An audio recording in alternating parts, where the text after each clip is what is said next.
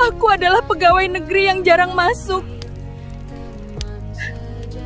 Aku rentenir. Aku tak peduli jeritan orang miskin. Saya adalah seorang maling. Banyak uang racat yang saya ambil. Ampuni aku ya Allah. Ampuni aku. Saya pelajar agama yang suka menyalahkan orang lain dan menganggap diri saya benar. Saya menyesal jadi penyambung ayam dan main slot. Bisikan fitnah, caci maki, dan tawa jahat. Setiap kata dustamu menjadi tusukan abadi. Kembalikan aku. Aku takkan berzina dan mengkhianati pasanganku. Saya suka pinjam duit, tapi emosi kalau ditagih. Saya adalah ibu-ibu FB Pro yang malas masak dan cuci baju. Pas saya mengalami mati suri, ada orang-orang ke rumah ngelayat, ada yang mendoakan satu persatu. Saya tahu ke orang-orang yang datang ke rumah itu. Sampai anak saya menangis, keluarga saya menangis, tapi saya nggak bisa ngapa-ngapain, mau dicabak sama tangan nggak bisa, mau bicara saya udah nggak bisa. Di mati suri itu saya tiba-tiba ingat udah mau dimandiin. Saya lillahi ta'ala gitu, ya Allah Gusti, kalau aku mau mati sekarang, saya ridho ya Allah, sampai megang gini tangan sampai diginiin saya yang nangis. Saya langsung beresin kaki saya sampai gitu. Jadi pada saat meninggal Mas sendiri Nggak ada siapa-siapa gitu di rumah. Saya udah lillahi ta'ala, saya udah ridho kalau saya mati gitunya. Kematian sering dianggap akhir dari segalanya. Padahal justru disitulah awal dari perjalanan abadi dimulai. Kubur bukan sekadar tanah yang menutup jasad, tetapi pintu pertama menuju kehidupan akhirat. Banyak orang melupakan kenyataan ini, hingga merasa aman dengan kehidupan dunia yang fana. Padahal, setelah mata terpejam, kita akan menghadapi ujian yang jauh lebih berat daripada semua ujian di dunia. Begitu tanah menimbun tubuh, semua orang terkasih pulang meninggalkan kita sendirian. Gelap, sempit, dan sunyi. Namun kesunyian itu hanya sesaat, karena segera datang dua malaikat yang ditugaskan untuk menanyai. Mereka bukan sekadar pengunjung, melainkan penjaga kebenaran yang akan menguji apakah kita benar-benar beriman, atau hanya hidup dengan iman di bibir, tanpa tertanam di hati. Pertanyaan mereka sederhana di telinga manusia dunia. Siapa Tuhanmu? Apa agamamu? Siapa nabimu? Tapi di alam barzakh, pertanyaan ini bukan sekadar hafalan. Tidak ada kesempatan untuk berbohong, tidak ada ruang untuk berpura-pura. Yang berbicara bukan lagi lidah, melainkan hati yang telah diisi keyakinan atau dibiarkan kosong oleh kelalaian. Bayangkan, orang yang terbiasa lalai, meski tahu jawaban di dunia, akan terbata-bata di alam kubur. Lidahnya terkunci, hatinya gersang, dan dirinya hanya bisa terdiam. Disitulah malapetaka dimulai. Jawaban yang salah menjadi pintu terbukanya siksa. Malaikat tidak menunggu lama, karena azab kubur bermula sejak saat itu juga. Tanah yang tadinya dingin berubah menghimpit hingga tulang rusuk bertautan. Pukulan keras dari palu malaikat menimpa, disertai jeritan yang hanya terdengar oleh makhluk gaib. Semua penderitaan ini bukan dongeng, melainkan peringatan keras agar manusia sadar bahwa kubur adalah awal dari perhitungan, bukan akhir dari kehidupan. Bagi mereka yang beriman, jawaban keluar dengan tenang. Hati yang selalu dipenuhi zikrullah membuat lidah mereka ringan menjawab. Malaikat pun meneguhkan, kubur menjadi lapang dan cahaya menerangi sekitarnya. Namun bagi yang lalai, kubur seketika berubah menjadi jurang neraka, menunggu hari kiamat sebagai puncak penderitaan. Disinilah kita seharusnya merasa gentar. Hidup di dunia sering membuat kita terlena dengan harta, jabatan, dan pujian, seakan itu yang menyelamatkan. Padahal, semua itu tak berguna di hadapan malaikat kubur. Yang menentukan hanyalah iman yang murni dan amal yang tulus. Jika keduanya kosong, maka azab akan segera menyambut. Karena itu, sebelum datang detik di mana tubuh terbujur kaku, kita harus menyiapkan hati. Tidak cukup hanya mengaku beriman, tetapi harus benar-benar hidup dengan iman. Tidak cukup hanya mengerti agama, tetapi harus diamalkan. Sebab, kubur akan menjadi cermin sejati dari keyakinan kita, dan jawaban salah akan jadi awal azab yang tidak pernah berhenti.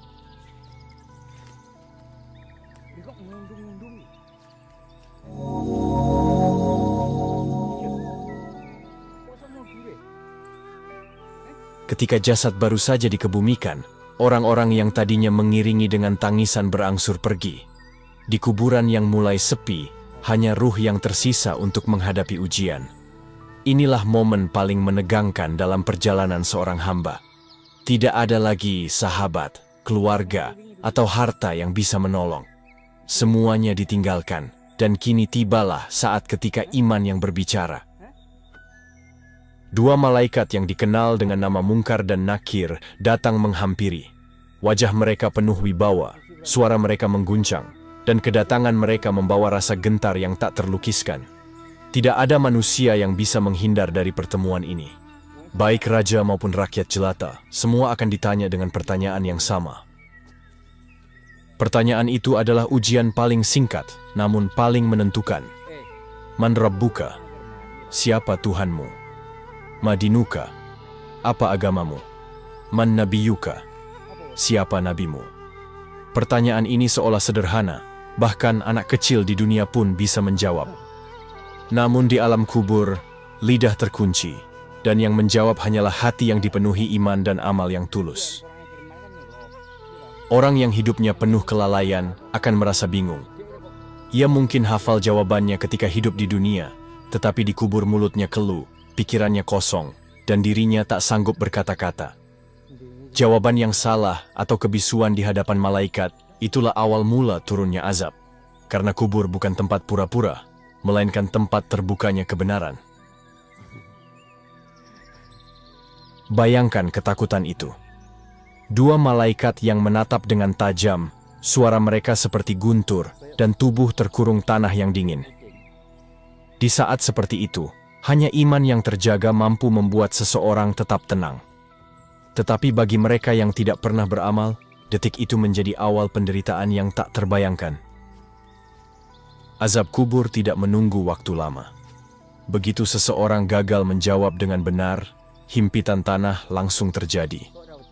Malaikat memukul dengan palu yang jika ditimpa ke gunung, maka gunung pun hancur. Jeritan si mayit terdengar hingga makhluk-makhluk lain kecuali manusia dan jin. Inilah penderitaan pertama yang membuka jalan bagi azab berikutnya. Namun sebaliknya, bagi hamba yang beriman, jawaban mereka lancar dan meyakinkan. Malaikat akan menenangkan mereka, kuburnya dilapangkan, dan cahaya dari surga menerangi sekitarnya. Bau harum menyelimuti, membuat hati tentram. Seakan kubur bukan lagi tempat menakutkan, melainkan taman dari taman-taman surga.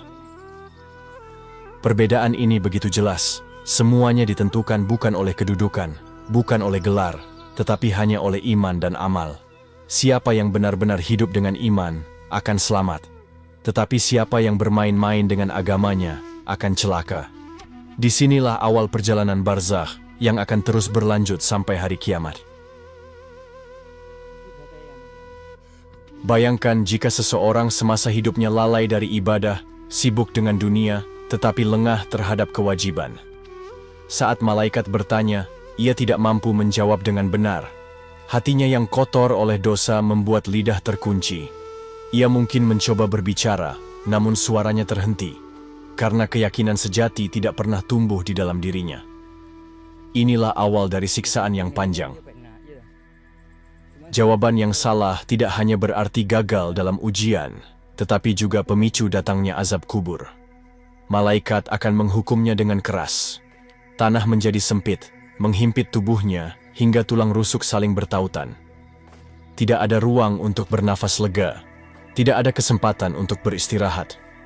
Setiap detik berubah menjadi penderitaan. Di saat itu, jasad memang terbaring diam di dalam tanah, tetapi ruh merasakan azab yang amat pedih. Setiap pukulan dari malaikat tidak bisa dihindari. Setiap jeritan tidak bisa ditolong. Tidak ada manusia di dunia yang mendengarnya, namun seluruh makhluk lain dapat merasakan getaran dari siksaan tersebut. Beginilah dahsyatnya akibat dari jawaban yang salah. Sebaliknya, bagi orang beriman yang konsisten menjaga ketaatannya, pertanyaan itu akan dijawab dengan tenang. Mereka menyebut nama Allah sebagai Tuhannya, Islam sebagai agamanya, dan Nabi Muhammad sebagai nabinya. Malaikat pun meneguhkan keyakinannya, dan kubur mereka lapang seluas mata memandang. Cahaya menerangi sekeliling, menghadirkan ketenangan yang tidak pernah dirasakan di dunia. Disinilah terlihat perbedaan yang sangat tajam antara orang beriman dan orang lalai.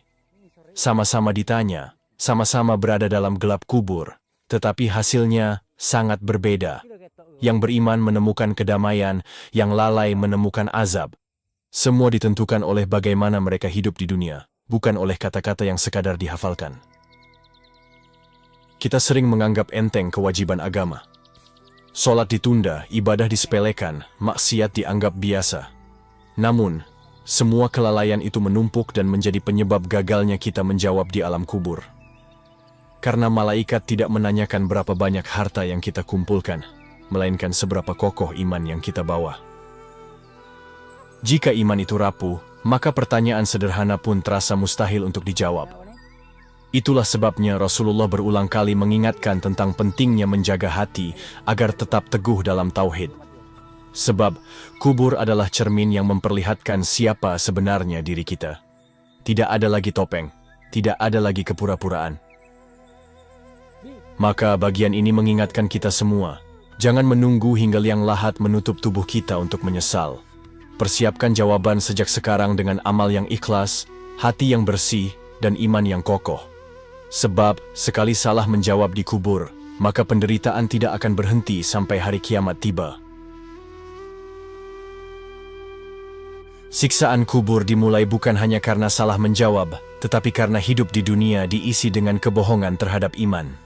Mulut mungkin mengaku beriman, tetapi hati dipenuhi cinta dunia, lalai dari perintah Allah, dan lebih sibuk mengejar kesenangan sesaat. Maka ketika malaikat datang, semua kebohongan itu terbongkar. Tidak ada lagi ruang untuk berpura-pura. Dalam hadis disebutkan, orang yang gagal menjawab pertanyaan malaikat akan dipukul dengan palu dari besi yang sangat besar. Pukulan itu begitu keras hingga jeritan terdengar oleh seluruh makhluk, kecuali manusia dan jin. Betapa mengerikan penderitaan itu, karena tidak ada satupun manusia yang bisa menolong di saat tubuh sudah terikat oleh tanah. Bahkan, Rasulullah memperingatkan umatnya bahwa azab kubur adalah perkara yang nyata. Beliau sering memohon perlindungan dari siksa kubur dalam doa-doanya. Jika seorang nabi saja merasa perlu memohon perlindungan, bagaimana dengan kita yang penuh dosa? Apakah kita merasa aman? Padahal amal masih sedikit dan kelalaian menumpuk. Bagi orang yang beriman, jawaban yang benar membawa kabar gembira. Malaikat menunjukkan tempatnya di surga, meski ia belum memasukinya. Ruhnya diberi ketenangan, kuburnya dilapangkan, dan pintu surga dibukakan untuknya. Inilah balasan bagi mereka yang konsisten menjaga tauhid dan amal saleh sepanjang hidup. Namun bagi mereka yang hidup dengan hati membangkang, azab kubur menjadi penjara yang mengerikan. Malaikat menunjukkan tempatnya di neraka, lalu kuburnya dipenuhi kegelapan, sempit, dan penuh siksaan. Nafasnya sesak, tubuhnya terasa terhimpit, dan tidak ada lagi cahaya yang menolong. Semua berawal dari jawaban yang salah, yang menunjukkan lemahnya iman. Inilah peringatan keras agar manusia tidak tertipu oleh kehidupan dunia. Kita bisa pandai berbicara, pandai berdebat, bahkan pandai berargumen tentang agama, tetapi di kubur yang berbicara hanyalah hati yang bersih dari syirik, nifak, dan kelalaian. Semua amal menjadi saksi, bukan sekadar kata-kata yang pernah kita ucapkan. Maka penting bagi setiap hamba untuk menanamkan iman yang kokoh. Membaca Quran bukan hanya sebagai bacaan, tetapi sebagai pedoman hidup. Sholat bukan sekadar rutinitas, tetapi bukti ketaatan kepada Allah. Zikir bukan sekadar ucapan, tetapi pengikat hati agar tetap hidup dalam kesadaran kepadanya. Semua inilah yang akan menolong ketika pertanyaan malaikat datang. Karena itu, setiap detik di dunia adalah persiapan menghadapi 3 pertanyaan kubur. Jika kita gagal menyiapkannya sekarang, jangan harap bisa menghindar dari azab. Kubur akan menjadi awal penderitaan yang tiada henti, dan semua bermula dari satu hal, jawaban yang salah di hadapan malaikat. Pertanyaan di alam kubur bukanlah sekadar ujian formalitas. Ia adalah cerminan dari bagaimana seseorang menjalani hidup di dunia. Jika seseorang benar-benar menempatkan Allah sebagai Tuhannya, maka seluruh hidupnya diarahkan untuk taat. Tetapi jika yang diagungkan adalah harta, jabatan, atau manusia lain, maka lisannya akan keluh dan ia tidak akan mampu menjawab dengan benar. Kubur adalah tempat di mana kejujuran iman dibuktikan. Tidak ada kesempatan untuk berbohong, tidak ada pengacara yang membela, tidak ada sanak saudara yang menyelamatkan. Semuanya ditentukan oleh apa yang tertanam di hati dan diwujudkan dalam amal. Orang yang imannya hanya di bibir akan hancur di tahap ini, karena malaikat tidak bisa ditipu oleh kata-kata. Bagi orang yang salah menjawab, kubur segera berubah menjadi tempat penyiksaan. Malaikat menghantam dengan palu besi, tanah menghimpit tubuh, dan pintu neraka dibukakan sehingga panas dan bau busuk mengalir masuk. Ruhnya merintih, tubuhnya tidak berdaya, dan ia hanya menunggu hari kiamat untuk mendapatkan siksa yang lebih besar. Sedangkan bagi orang yang beriman, kuburnya dilapangkan, pintu surga dibukakan, dan aroma wangi memenuhi tempat peristirahatan itu. Malaikat menyampaikan kabar gembira bahwa ia telah lulus ujian pertama menuju akhirat. Meski belum memasuki surga, ruhnya telah diberi ketenangan. Inilah nikmat besar bagi mereka yang menjaga iman sepanjang hidup. Perbedaan yang begitu tajam ini menunjukkan betapa pentingnya persiapan sejak di dunia.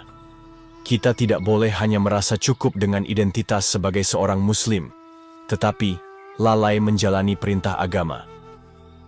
Karena yang menyelamatkan di kubur bukan label, melainkan keyakinan yang murni dan amal yang nyata. Banyak orang yang terlihat taat di mata manusia, tetapi hatinya kosong. Mereka beribadah hanya untuk pujian atau karena terbiasa, bukan karena cinta kepada Allah. Orang-orang seperti ini bisa gagal menjawab di alam kubur karena amal mereka tidak ikhlas. Inilah yang membuat kita harus selalu mengoreksi niat, agar semua yang kita lakukan benar-benar karena Allah. Kubur adalah saksi keaslian iman. Ia akan menyingkap segala kepura-puraan. Orang yang hidup dengan ria, nifak, dan maksiat akan menerima akibatnya. Sebaliknya, orang yang jujur dalam iman, meski amalnya sedikit, akan diberi kekuatan oleh Allah untuk menjawab dengan benar. Karena rahmat Allah selalu menyertai mereka yang tulus. Maka, jangan pernah menunda taubat. Jangan merasa aman hanya karena masih bisa sholat atau masih bisa berzikir. Persiapan harus dilakukan sekarang, sebelum liang kubur menutup tubuh. Karena di sana, tidak ada lagi kesempatan untuk memperbaiki diri. Hanya amal yang tulus yang akan menyelamatkan. Sementara jawaban yang salah akan membuka pintu azab. Azab kubur sering dianggap cerita menakut-nakuti. Padahal Rasulullah menegaskan bahwa itu adalah kenyataan yang nyata. Beliau bahkan memerintahkan umatnya untuk selalu berlindung dari siksa kubur dalam setiap doa. Jika seorang nabi yang maksum saja takut akan pedihnya kubur, bagaimana dengan kita yang penuh dosa dan sering lalai? Ini bukan sekadar ancaman, tetapi peringatan keras yang harus membuka mata hati kita. Siksa kubur tidak datang tanpa sebab. Ia muncul dari dosa-dosa yang dibawa manusia ketika mati, terutama dosa yang disepelekan. Dalam riwayat disebutkan, ada 2 orang yang disiksa di kubur, bukan karena dosa besar menurut manusia. Yang satu karena tidak menjaga kebersihan saat buang air kecil, dan yang satu lagi karena suka menyebarkan fitnah. Dosa yang dianggap sepele, ternyata mampu mendatangkan azab yang mengerikan. Inilah pelajaran bahwa tidak ada dosa yang bisa dianggap ringan. Setiap kelalaian yang kita lakukan bisa menjadi sebab azab kubur. Bahkan hal yang tampak kecil, seperti ghibah atau meremehkan kewajiban, bisa berbuah penderitaan panjang di alam barzakh. Maka berhati-hatilah, karena kubur adalah tempat di mana semua amal, baik besar maupun kecil, diperhitungkan. Sebaliknya, amal yang dilakukan dengan tulus menjadi penyelamat. Salat yang dijaga, zikir yang istiqomah, dan amal saleh yang ikhlas akan datang sebagai pelindung di alam kubur. Dalam riwayat, bacaan Quran bahkan bisa menjadi cahaya yang menerangi kubur. Inilah bukti bahwa setiap kebaikan, sekecil apapun, bisa menjadi sebab keselamatan. Namun, jika hidup di dunia hanya dipenuhi kelalaian, maka semua amal akan hancur di hadapan malaikat kubur. Orang yang terbiasa bermaksiat, meskipun tahu jawaban dari pertanyaan malaikat, tidak akan mampu mengucapkannya. Hatinya gelap, lidahnya terkunci, dan dirinya hanya bisa menanggung azab. Semua ini terjadi karena lalai mempersiapkan iman yang sejati. Banyak manusia tertipu dengan panjang angan-angan. Mereka berkata, nanti saja taubat, masih ada waktu. Namun, siapa yang bisa menjamin bahwa kita masih hidup esok hari? Saat kematian menjemput tiba-tiba, tidak ada lagi waktu untuk menunda. Kubur akan langsung memperlihatkan akibat dari penundaan itu. Maka, setiap detik di dunia adalah kesempatan terakhir. Setiap nafas yang kita hirup adalah peluang untuk memperbaiki diri. Jangan menunggu tua, jangan menunggu sakit, karena malaikat maut tidak menunggu jadwal. Jika ruh dicabut tanpa persiapan, maka kubur menjadi tempat pertama yang penuh dengan siksa. Inilah sebabnya kita harus selalu waspada. Jangan terlena dengan dunia, jangan terlalu percaya diri dengan amal, karena siksa kubur bisa menimpa siapa saja. Hanya iman yang kokoh, amal yang ikhlas, dan hati yang tulus kepada Allah yang bisa menyelamatkan. Selain itu, semua hanya akan berakhir dengan jawaban yang salah, dan itu berarti awal dari azab. Kubur adalah tempat ujian pertama yang menentukan arah perjalanan setelah mati. Siapa yang lulus dengan jawaban benar akan merasakan ketenangan, tetapi siapa yang gagal akan merasakan penderitaan sejak hari pertama hingga hari kiamat. Inilah sebabnya Rasulullah menegaskan bahwa kubur bisa menjadi taman dari taman-taman surga, atau sebaliknya menjadi jurang dari jurang-jurang neraka. Setiap amal yang kita lakukan akan ikut masuk ke dalam kubur. Amal baik akan menjadi pelindung dan cahaya, sedangkan amal buruk akan berubah menjadi azab yang menyiksa. Tidak ada satupun yang luput, meskipun itu perbuatan kecil. Jika amal saleh lebih banyak, ruh akan mendapatkan ketenangan. Tetapi jika dosa lebih mendominasi, kubur akan berubah menjadi tempat penyiksaan yang panjang. Siksa kubur adalah peringatan bahwa kehidupan dunia hanyalah masa singkat untuk mengumpulkan bekal. Namun banyak manusia justru terlena dengan kenikmatan dunia, seakan itu tujuan akhir. Mereka sibuk mempercantik rumah, tetapi melupakan rumah terakhirnya. Padahal, seindah apapun rumah di dunia, akhirnya tubuh tetap bersemayam di liang lahat. Perbedaan antara orang beriman dan orang lalai begitu jelas. Yang beriman mendapat kabar gembira, kuburnya bercahaya, dan ruhnya merasa tenang. Sedangkan yang lalai, kuburnya penuh kegelapan, penuh sesak, dan penuh siksaan.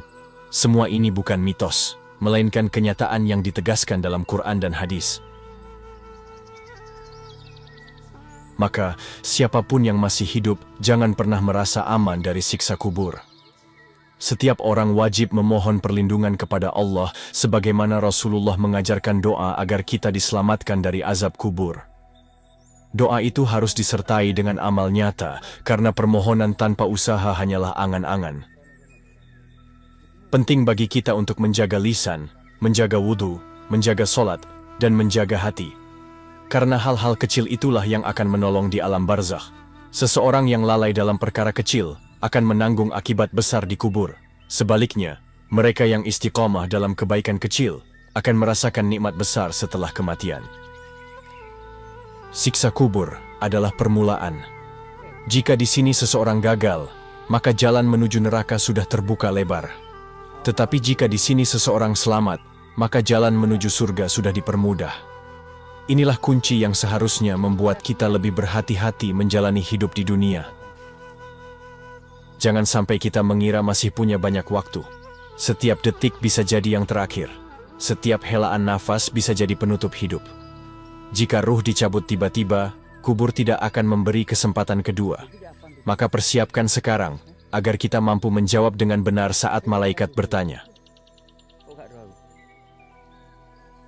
Salah satu sebab terbesar manusia gagal menjawab pertanyaan malaikat adalah hati yang tidak pernah dibersihkan, hati yang dipenuhi kesombongan, iri, dengki, dan cinta dunia tidak mampu mengakui kebenaran.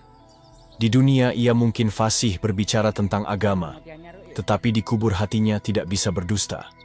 Semua penyakit hati itulah yang menghalangi lisan dari jawaban yang benar. Banyak manusia yang merasa cukup dengan identitas sebagai Muslim, namun lalai memperbaiki kualitas iman. Mereka hanya mewarisi agama, tanpa benar-benar mengenal Tuhannya. Saat malaikat bertanya, "Siapa Tuhanmu?" lidah mereka tidak bisa menjawab, karena selama hidupnya mereka lebih banyak menyembah hawa nafsu dan dunia. Orang yang hidup dengan hawa nafsu akan mudah menyerah ketika ujian kubur datang. Tidak ada bekal untuk menolongnya. Solat ditinggalkan, Quran jarang dibaca, dan maksiat dibiarkan menguasai. Semua itu menjadi penyebab gagalnya seseorang di hadapan malaikat. Jawaban yang salah pun meluncur, dan azab langsung menjeratnya. Sementara itu, orang yang menjaga hatinya tetap bersih akan diberi keteguhan. Ia menjawab pertanyaan malaikat dengan yakin, bukan karena hafalan, tetapi karena keyakinan yang mendalam. Ruhnya tenang, kuburnya lapang, dan malaikat menyampaikan kabar gembira. Inilah balasan bagi mereka yang selalu menjaga hati dan iman. Kita harus menyadari, kehidupan dunia hanyalah ujian untuk membentuk keyakinan. Semua nikmat dunia adalah cobaan. Apakah kita tetap setia pada Allah atau justru melupakannya? Orang yang lalai akan kalah di kubur, tetapi orang yang sabar dan istiqomah akan menang sejak awal. Maka, penting bagi kita untuk senantiasa memperbarui iman. Zikir bukan sekadar ucapan, tetapi cara menjaga hati tetap terikat kepada Allah. Solat bukan sekadar kewajiban, tetapi benteng agar kita tidak mudah tergoda. Dengan cara ini kita mempersiapkan hati agar kuat menghadapi pertanyaan di kubur. Siksa kubur datang bukan karena kita tidak tahu jawabannya, melainkan karena hati tidak mengenal kebenaran. Maka jangan tertipu dengan kepandaian atau gelar keagamaan. Yang menyelamatkan hanyalah iman yang murni, amal yang ikhlas, dan hati yang selalu tunduk kepada Allah. Siapa yang menjaga hatinya sejak di dunia, akan diberi kekuatan di alam barzakh. Tetapi siapa yang membiarkan hatinya kotor, akan merasakan azab yang tidak berkesudahan. Semua itu dimulai dari satu momen yang menentukan. Pertanyaan malaikat, dan jawaban yang keluar dari hati. Kubur adalah titik awal perjalanan panjang menuju akhirat. Siapa yang mampu menjawab pertanyaan malaikat dengan benar, maka jalan menuju surga telah dibukakan.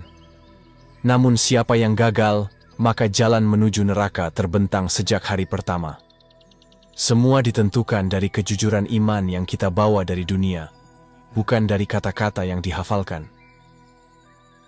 Azab kubur bukanlah sesuatu yang bisa ditawar. Sekali salah menjawab, malaikat langsung menurunkan siksa. Tidak ada jeda, tidak ada negosiasi, tidak ada kesempatan kedua. Di saat itu, manusia akan sadar bahwa hidup di dunia hanyalah kesempatan sekali seumur hidup, dan siapa yang menyia-nyiakannya akan menanggung penyesalan yang tiada akhir. Bayangkan, betapa singkatnya hidup di dunia dibandingkan dengan lamanya alam barzakh. Seseorang mungkin hidup 60 tahun, tetapi masa di kubur bisa ribuan tahun sebelum hari kiamat tiba. Jika kubur dipenuhi azab, maka penderitaan itu berlangsung tanpa henti. Setiap detik, setiap saat, tanpa ada yang mampu menolong. Namun bagi mereka yang menjaga iman, kubur justru menjadi tempat istirahat yang damai. Ruh mereka ditenangkan, kuburnya diterangi cahaya, dan pintu surga dibukakan untuknya. Bau harum menyelimuti, membuat hati tentram. Semua ini adalah balasan bagi orang-orang yang benar-benar memegang teguh tauhid dan amal saleh. Perbedaan antara kedua golongan ini bukan sekadar nasib, tetapi akibat dari pilihan hidup di dunia. Mereka yang lalai memilih jalan dosa, sedangkan mereka yang taat memilih jalan iman. Dikubur, pilihan itu akan terbuka dengan jelas. Tidak ada lagi yang bisa ditutup-tutupi. Karena itu, dunia adalah ladang untuk mempersiapkan jawaban. Jika kita ingin selamat dari azab kubur, maka iman harus dipelihara, amal harus dijaga, dan hati harus selalu tunduk kepada Allah. Inilah cara agar malaikat kelak meneguhkan kita, bukan justru menghukum. Siksa kubur bukan untuk menakut-nakuti, tetapi untuk mengingatkan agar kita tidak tertipu oleh kehidupan dunia.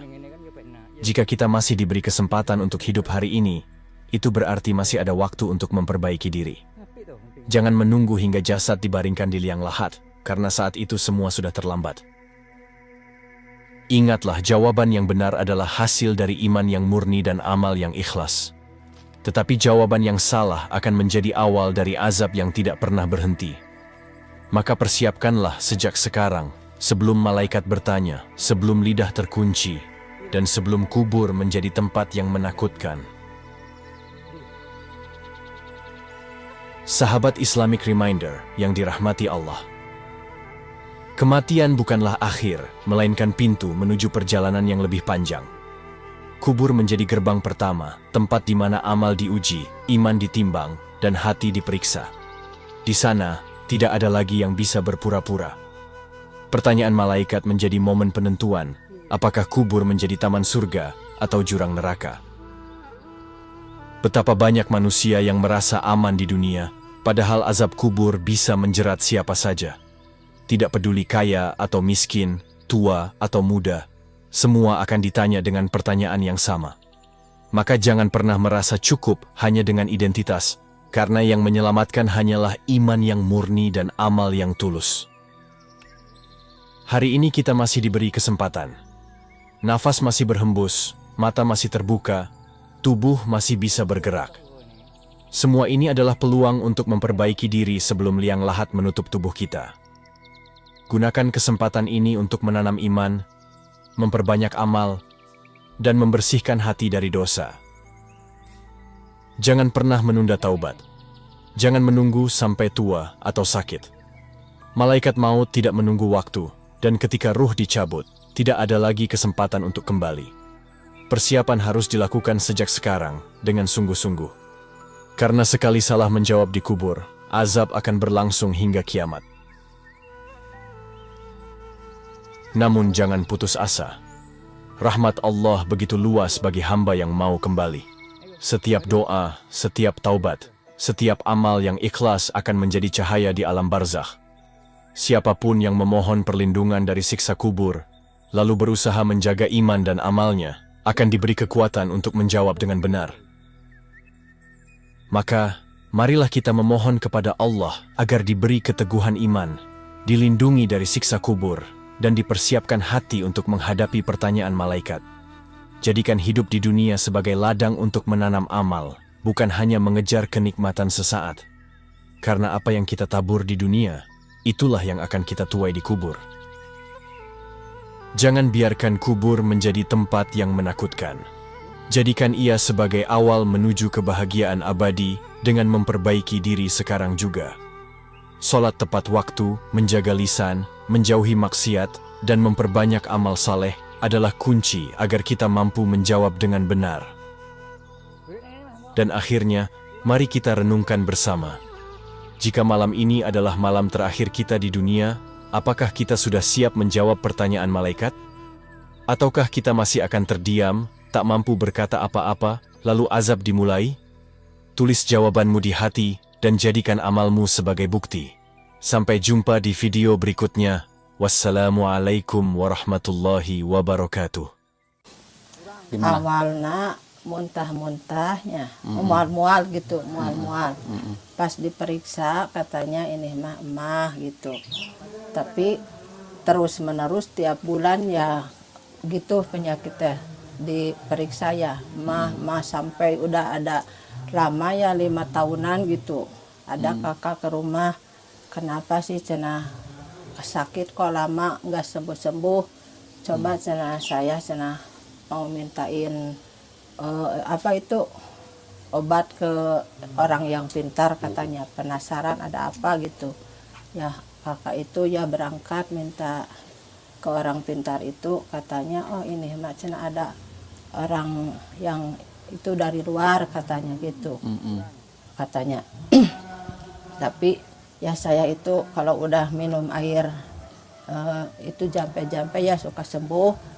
Tapi nggak lama, cuman sebulan atau 2 bulan, kadang seminggu 2 minggu kambuh lagi gitu.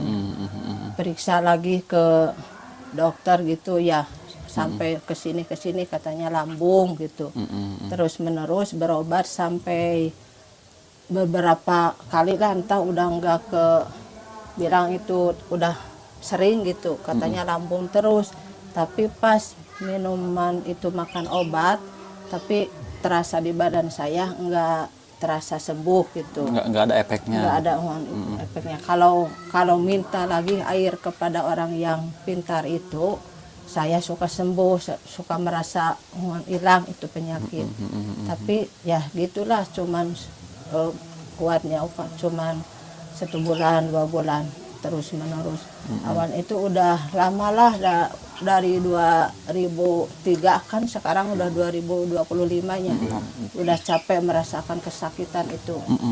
Kalau siang agak mendingan, kalau malam badan terasa ditusuk-tusuk sampai sakit, sampai nggak bisa tidur gitunya.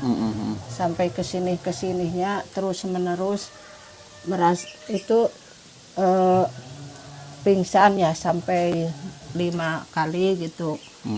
Yang itu yang satu rupanya pingsan itu nggak ingat, kalau telinga mendengar tapi nggak bisa ngapa-ngapain gitunya. Kalau tangan nggak bisa bergerak, nggak bisa bercerita, tapi kalau ketukut telinga ya kedengar gitu.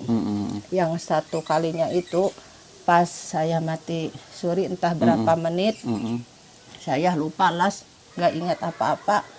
Tiba-tiba tahu saya udah itu merasa ya, saya udah merasa apa ya, udah merasa kayak mati gitu. Ada orang ke rumah ngelayat, ada yang mendoakan satu persatu. Saya tahu ke orang-orang yang datang ke rumah itu, sampai anak saya menangis, keluarga saya menangis, tapi saya nggak bisa ngapa-ngapain, mau dicabak sama tangan nggak bisa, mau bicara saya udah nggak bisa. Mungkin saya itu mati suri entah berapa menit, saya nggak tahu menitannya. Tahu-taunya saya udah bangun, udah ingat gitu. Yang terasa kok saya di itu mati suri itu. Berarti itu pas kebangunnya yang saya dengar sampai udah mau dimandiin. Iya, udah mau dimandiin, saya udah bangun gitu, udah ingat. Ya mungkin gitu ya, kalau mati beneran juga mungkinlah gitu, mungkin gitu. Berarti pada saat kondisi ibu mengalami mati suri tersebut, berarti posisi apa sih namanya, kesadaran itu sadar ngelihat, cuman udah dinyatakan meninggal. Ya udah ya udah nggak ingat. Di masjid juga sudah diumumin barangkali Bu ya? Ya enggak, kalau di masjid ya enggak sampai. Cuman di rumah cuman ada saya sendiri, nggak ada siapa-siapapun. Waktu mau pas itu terasa mati suri itu, saya udah nggak tahan menahan sakitnya, sakit di badan. Saya lillahi ta'ala gitu, ya Allah Gusti, kalau aku mau mati sekarang, saya ridho ya Allah, sampai megang gini tangan sampai diginiin saya yang nangis. Saya langsung ngeberesin kaki saya sampai gitu. Jadi pada saat meninggal mas sendiri nggak ada siapa-siapa gitu di rumah.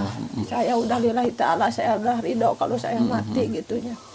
Nah di saat keluarga ibu tahu bahwa ibu itu meninggal, ibu tahu siapa aja yang melihat ibu, yang menangisi ibu di saat itu? Ya tahu.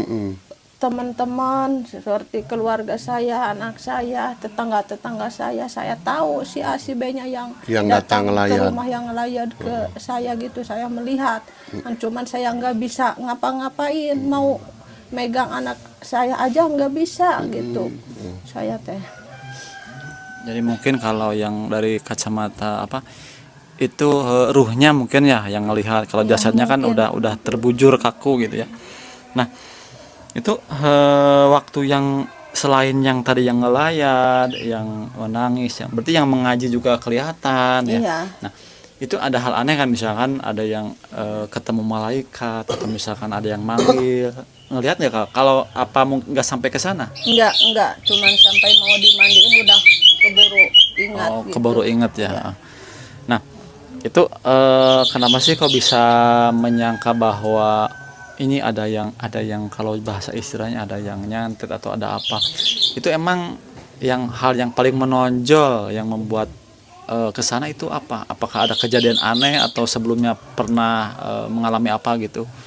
Ya, pertama itu saya nemuin bubuk cabai merah sama garam di kolong rumah itu ya. Nah, satu kali. Terus sampai ke sininya ada darah 5 tetes di depan pintu rumah, dilingkari gitu. Ya. Terus nemuin lagi tanah merah bubuk seperti tepung 1 sendok ada.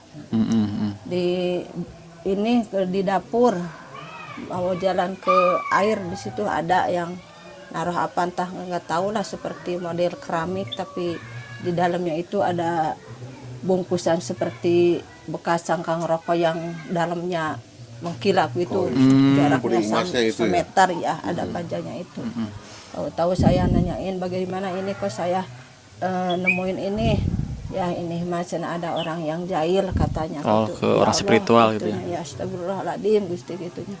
Jadi saya sampai sekarang terus menerus berobat, makan itu obat tapi kadang dirasain nggak ada reaksi apa-apa ya. Tapi kalau udah dijampe-jampe sama Air doa gitu ya. doa itu yang itu ya saya merasa sembuh. Tapi ya cuman nggak lama gitu, cuman ya seminggu 2 minggu, sebulan 2 bulan, sampai sekarang saya yang mengalami gitu terus gitu. Saya udah kadang udah nggak tahan, udah nggak sanggup. Kalau biaya kemana-kemana saya udah nggak kuat gitu. Tapi sekarang saya mah mungkinlah udah takdir dari Gusti, saya ridho ikhlas lillahi ta'ala gitu sama Allah gitu. Mungkin saya cobaan dari Allah gitu. Berarti kalau untuk pengobatan ke medis juga pengobatan, ke spiritual juga bareng-bareng gitu ya. Iya barang-barang kan sampai di rongsen ku saking penasarannya di dalam badan saya suka sakit beneran gitu.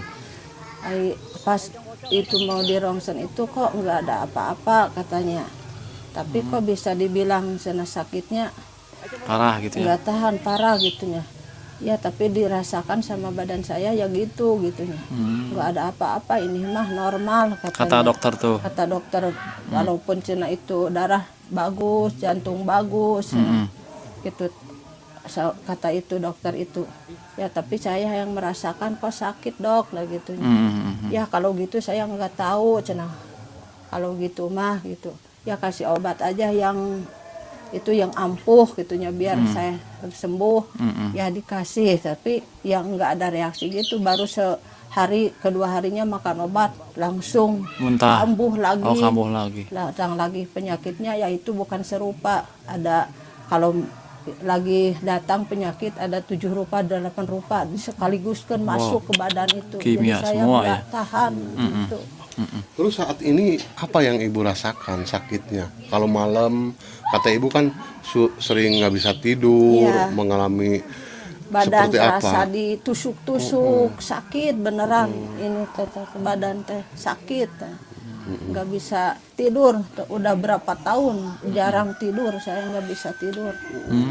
Berarti selama berarti 27 tahun ya berarti ya. Dari 2003 sekarang kan udah berarti 2025 ya. 26.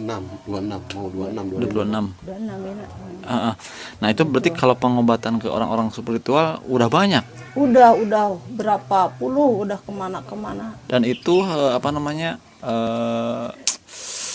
yang dibilang spiritual sama, Sama. semuanya kayak Sama. ada orang yang Iya. Enggak si A, enggak si B, yang dibilang si A terus kemana-kemana kayak gitu. Enggak beda-beda lah kalau Nah, itu kemana-kemana. apa emang sebelumnya ibu, mohon maaf sekali ya bukan ini, Iya. peduli nggak tentang itu atau misalkan punya masalah atau misalkan atau emang biasa-biasa aja atau gimana?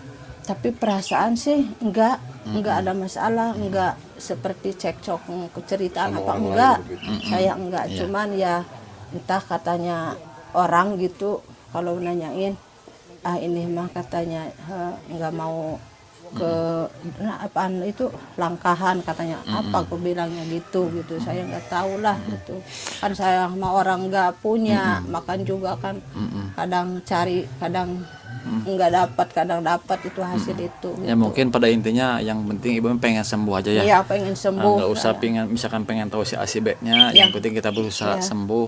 Biarpun misalkan ada orang yang walaupun benar nanti juga mungkin akan terasa sendiri sama dianya. Jadi ya pada dasarnya kita berusaha untuk ikhtiar untuk demi kesembuhan ibu.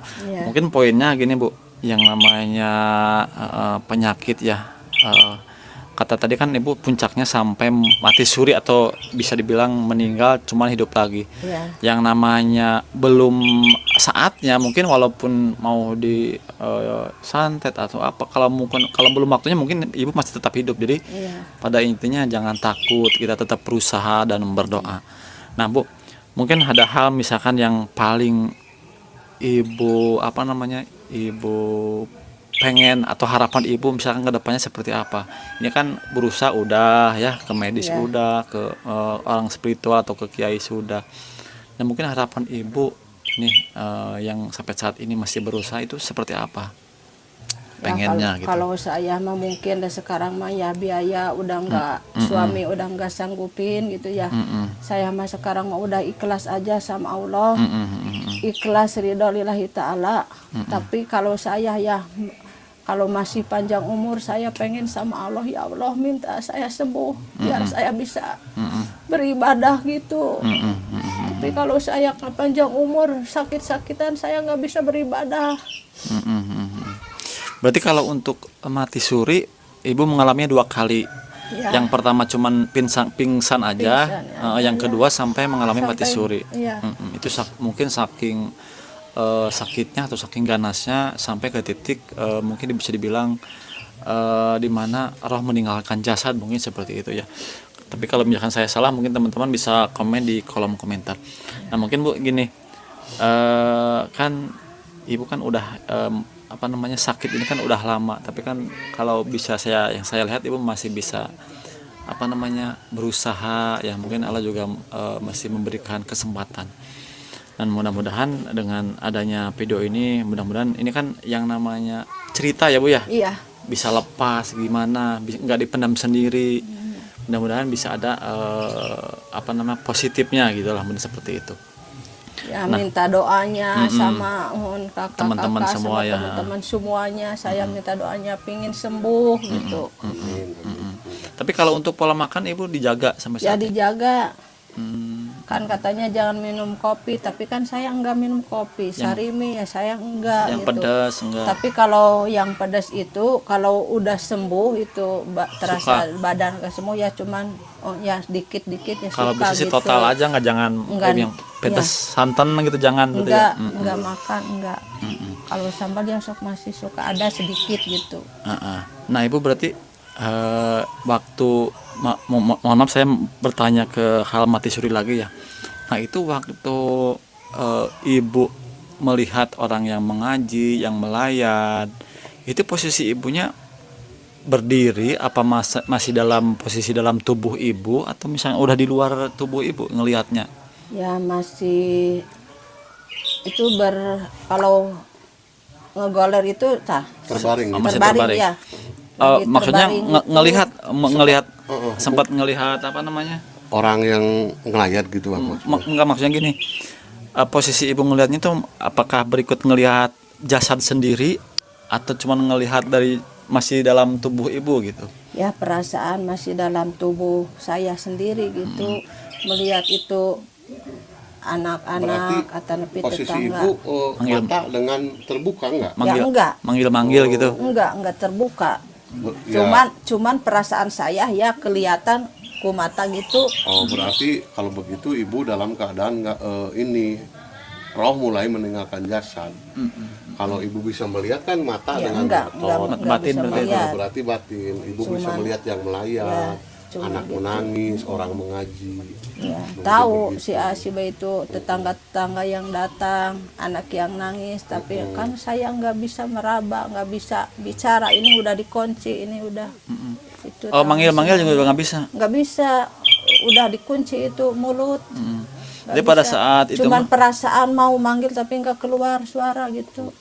Dan tangan pun nggak bisa bergerak. Nggak bisa bergerak, cuman ya kemauan gitu mau meraba tapi sih nggak keraba gitu. Jadi luar biasa ya ini. Tapi semenjak itu kejadiannya tahun berapa pas mati suri yang itu? Entah tahun berapa ya Kalau dari itu. sekarang. Udah Waktu lama. sekitar ada mungkin 10 tahunan Oh, gitu. 10 udah lama. Kalau dari sini ke sana. Berarti semenjak mati suri yang kedua mah nggak pernah ngalamin lagi. Enggak. Cuman pingsan gitu enggak. Apa itu kalau si telinga si ngedengar ya. Tuh waktu Oh, kalau di pingsan mah sering. waktu di itu tuh pas pilihan gubernur ya. Kan saya sakit tapi saya maksain bisa ke sana gitu kan itu Bisa motor. nyoblos gitu ya. Pas sampai di sana saya udah enggak itu langsung pingsan. Langsung pingsan tapi kalau telinga yang ngedengar tapi udah enggak bisa bergerak gitu kalau apa itu anggota badan gitu. Kalau telinga mah yang ngedengar gitu.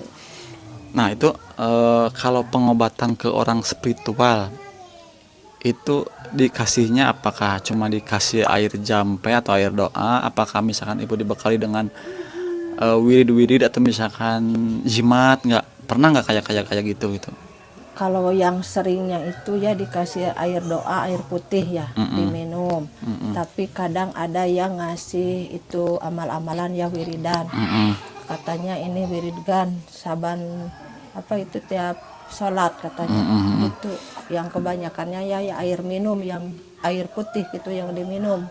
Atau misalkan ada nggak misalkan orang yang pusaka yang ditanam di rumah gitu, takutnya ada yang kayak gitu enggak?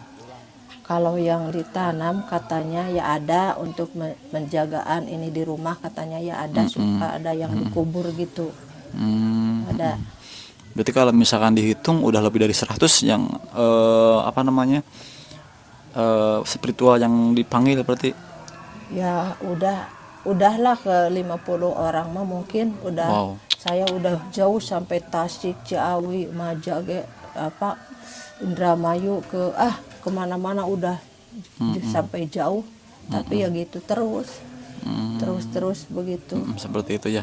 Ya mungkin yang namanya berusaha harus tetap ya. Mungkin kalau jodoh yang namanya apa namanya ikhtiar itu kalau kan ada istilahnya jodoh-jodohnya Bu ya. Mungkin belum saatnya ya mungkin itu tetap bersabar dan berusaha.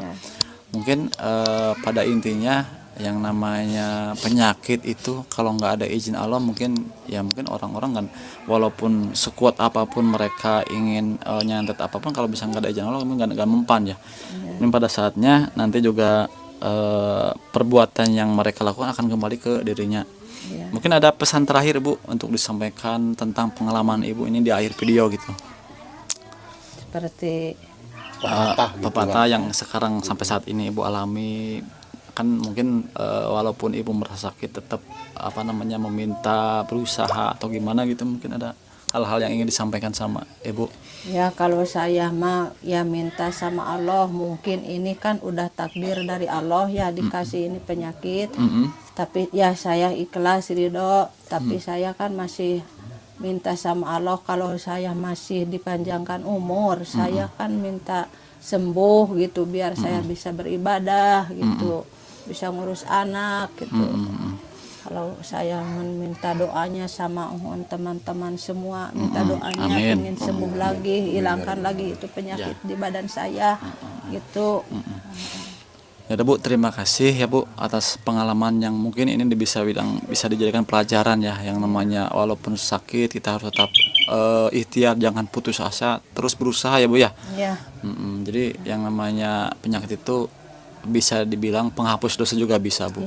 Ya minta maaf yang sebesar-besarnya ya kalau saya kan bukannya seudon tapi kan saya udah merasakan gitu ada perbedaan kalau berobat ya. Minta maaf gitu yang sebesar-besarnya. Ini mah lebih ini Bu yang namanya pelajaran bukan kita berprasangka nggak baik gitu ya.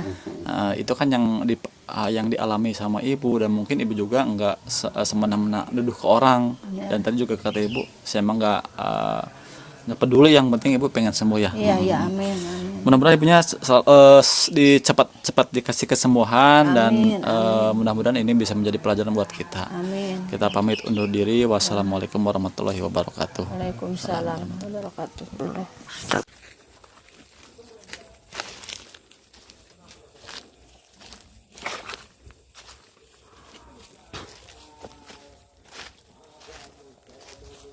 Jadi dia apa rubuh? Hah? Jadi dia apa rubuh? Kok gak tahu?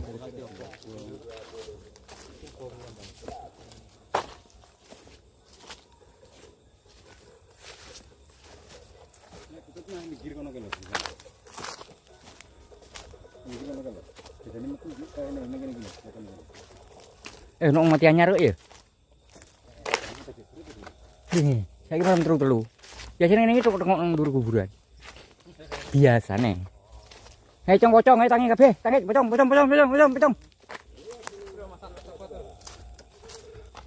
Hei pocong, tangi.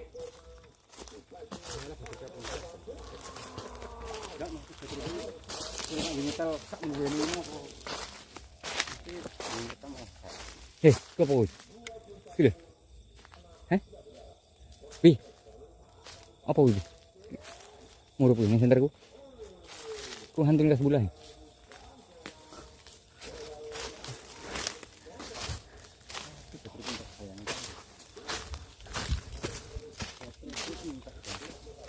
Yang nembak apa urusannya nembak baterai?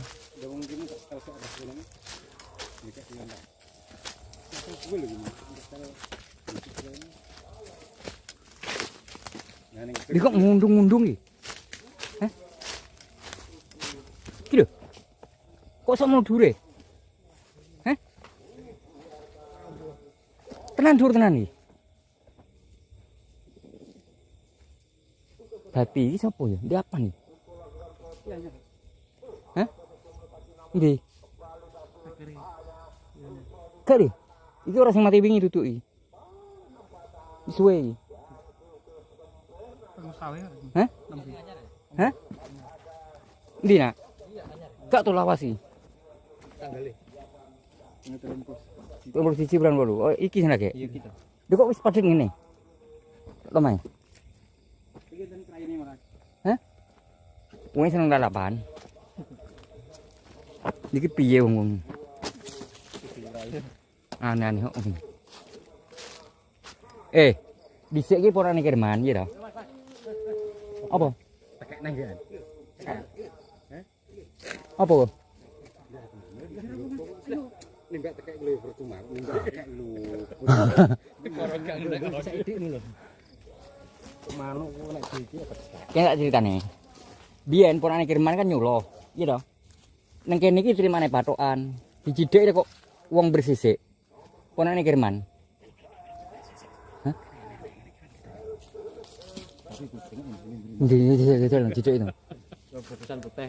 Enggak, kadang ngono kae koyo plastik yo ternyata kucing. Apa ceritane kok. Enggak ngerti. Drene mana iki.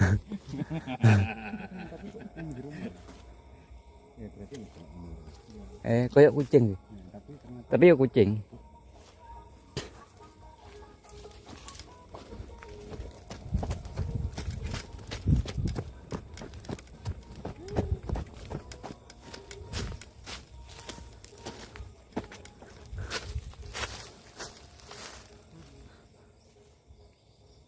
Kok rauti?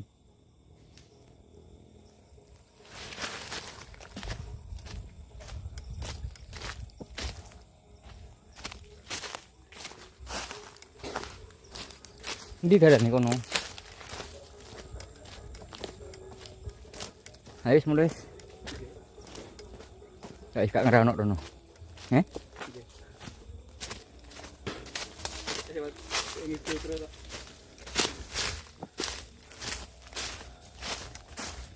Gak oleh popo guys, untuk punya ngerekene.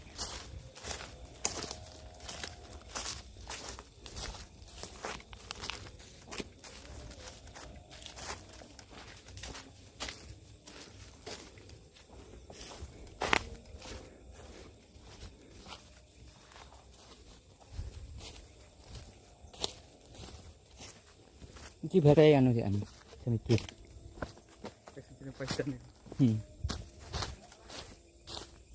Hah? Oke, cari.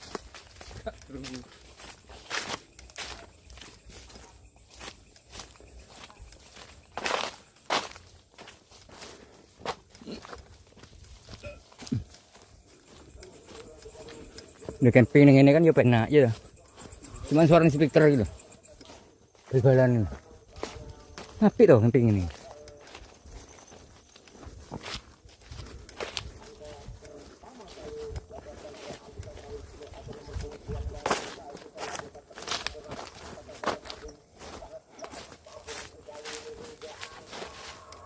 Hah? Apa mas? Mana apa? Piro inci? Ndang wis. Ndang di. Di. Tak bakar kok.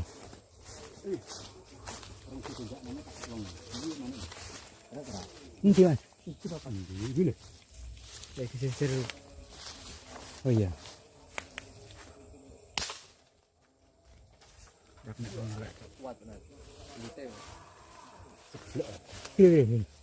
Ini seter gue.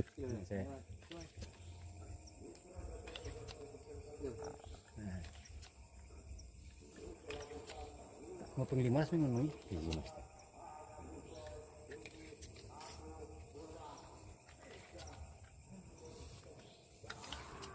Loh, boh mau. Ini sore ya? Jadi sebenarnya iki lho ketok gone. Kak ketok.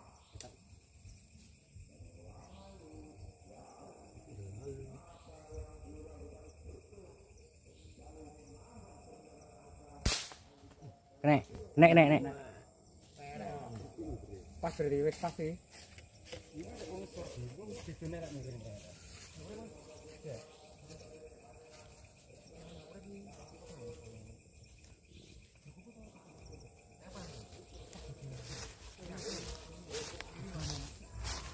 Nah, apa nih? Obati kok. Ayo, obati kok. Di rumah tuh.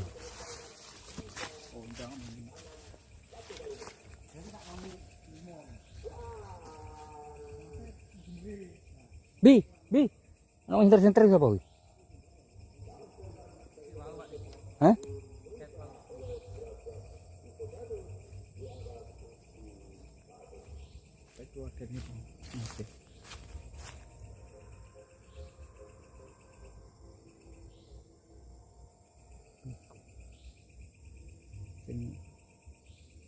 Kira Mas Santak wae. Kira Mas Santak wae. Sing kira Mas Santak dhewe. Kurang endi? Kan dhewe enten center kali itu. Salah ten. Salah.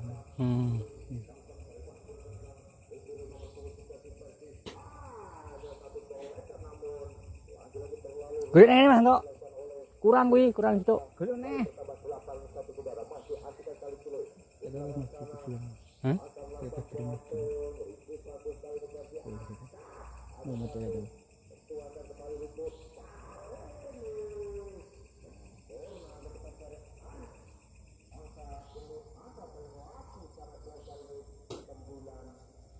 Kurang.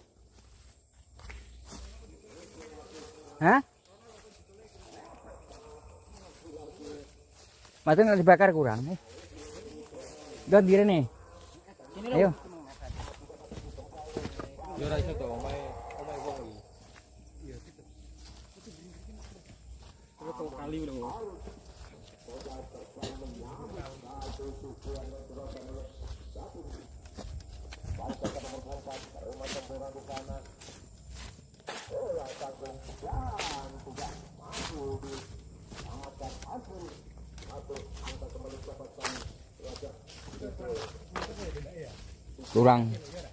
Kurang.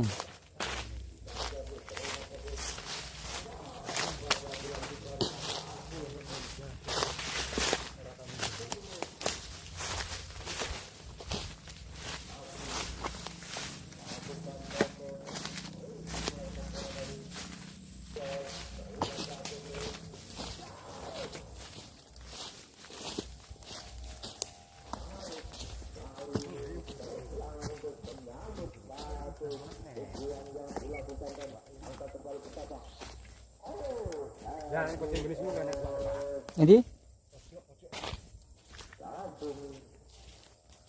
Kiko nih gede iwakan sampai kau gini.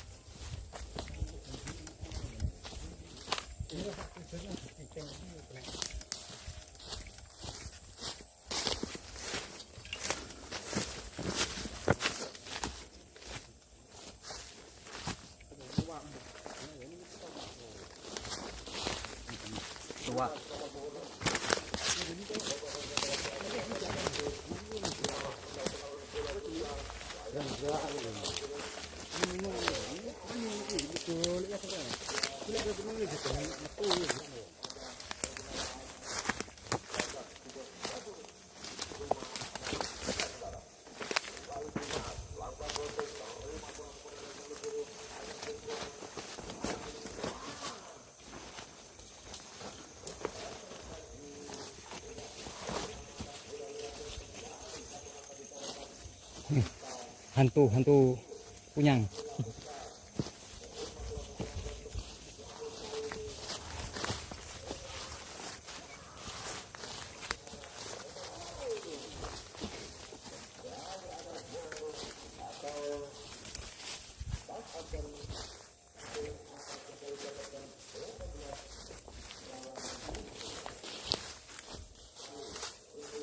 Ada terlalu ini tadi.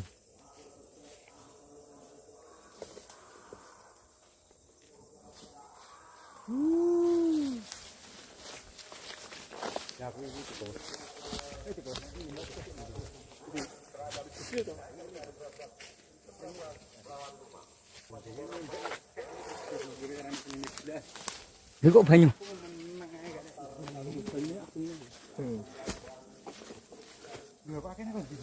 Lumber tuh. Dapat sarung. Ya, sarung dapat ya. Mesti nih bang.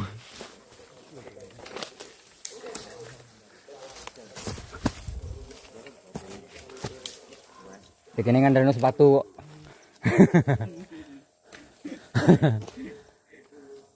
Si Mimin bingung.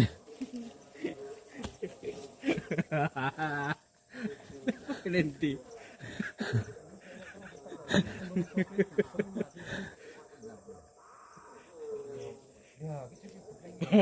Itu ada.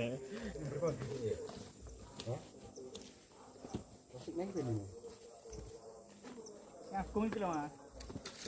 Tapi terakhir ini ya. Kilo.